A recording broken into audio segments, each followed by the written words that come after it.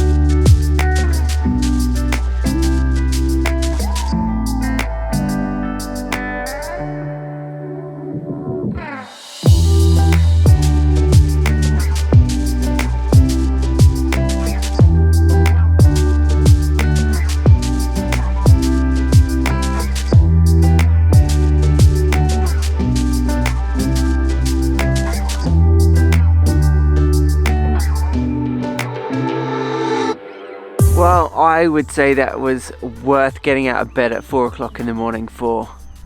Particularly excited by the drone images. If you have a drone, I would highly recommend bringing it, because sometimes when you're shooting into the sun, you kind of run out of dynamic range, even though you're bracketing and everything.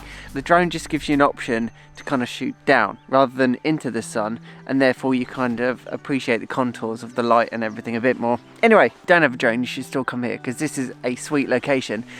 But now that the light is a little bit too harsh for taking photographs, I just thought I would speak to you about my experimentation or kind of research around having tripod spikes.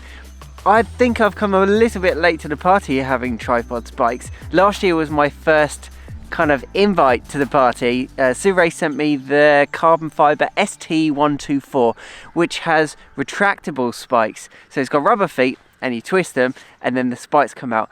And they are helpful. But what I realised the first time I came here, I put the spikes out and they really weren't doing anything. So I just thought, oh, I wonder if I could get some more meaningful spikes. That coincided with one of my viewers, Chris, sending me a link saying, Ben, you might enjoy this video, it's about tripod spikes and if they're any good or not. And if I can find the link, I'll put it in the description. And quite simply, there is a massive benefit in having spikes for a few reasons, especially on a location like this. I get a bit nervous about having my camera on a tripod away from me. If the wind starts to blow it, I'm too far away in order to grab it in time. So imagine you're me and I've got 2 cameras and 2 tripods. If it's a windy situation and there's a chance that your camera might blow over. So if you ever watch any of Thomas Heaton's videos, you constantly see his tripod and camera being blown over. Sometimes he catches it and sometimes he doesn't. Unfortunately for me, a couple of weeks ago I was in North Norfolk at Hunstanton and there was just this constant breeze. There was this slight angle to the beach. Everything was just working against me. I was using the tripod that I had with spikes for the photographs, and my film camera was not on a tripod with spikes, and unfortunately that went over. My camera and my lens survived, but the filter that was on the front of the lens took the brunt of it. It didn't smash, but it was scuffed. It looked like it had been sandblasted. It was no good. I would like to say thanks to Freewell, who kindly sent me a replacement, because I reviewed that filter and I genuinely just use that for all of my YouTube videos. So if you're into making video content, I would highly recommend Freewell's magnetic ND system. I put on a 6-stop ND filter. Let me just show you. There you go. This is what I look like without a filter. And there you go. If you're into making videos, whether it's just for fun or a bit of YouTube and you want to use NDs, magnetic filters, the way forward. Thanks, Freewell. In that video that Chris sent me, they recommended some tripods, but I wanted to see if any of my existing tripods would accommodate tripod spikes. Spikes come in all shapes and sizes, but what I wanted to get was something quite meaty like this, something that you could really just dig into the ground, whether I was on a hilltop or whether I was down at the beach. I really wanted to make my camera tripod stable. So I went into my office and I took a long look at all of my tripods and I thought, well, I've got a couple of Manfrottos, I've got a 3-legged thing, I've got a Canon EF, and I've got a Sony. Surely these must take tripod spikes. But it turns out no. It's worth noting, if you're going to research this, that there are 2 thread sizes. This is 3/8 of an inch. And this is the one that you want. These are the big hefty ones. Some of the smaller tripods have a 1/4 of an inch thread, but the thing is, you might go out and you buy some of these and then they don't fit and you have to get an adapter or whatever. So that's one thing to consider. If you're going to get some tripod spikes, make sure you're buying the right thread size. The 1/4 of an inch is the thread size that's on the underneath of your camera that you connect to a tripod plate. Started to research which companies are on a reasonable budget, take into consideration I've already got too many tripods. I don't need another one really. I just needed one with spikes. And this isn't a definitive list, okay? But these are the 3 companies that I found that I'd heard of and came recommended to me that accepted proper tripod spikes. Benro, 3-legged thing, and Leofoto. Now the 3-legged thing tripod that I have is a really old one and it didn't accept them. I contacted Leofoto and I asked them what the most cost-effective tripod they sell that accepts spikes, and they sent me some links which I'll put in the description. So if you're after one of those, that's great. but it was in the £400 plus range for the tripod. And considering I don't actually need another tripod, I just wanted one that took spikes. After doing a bit of shopping around, I settled on this Benro. This is a Benro Tortoise 24 CLV.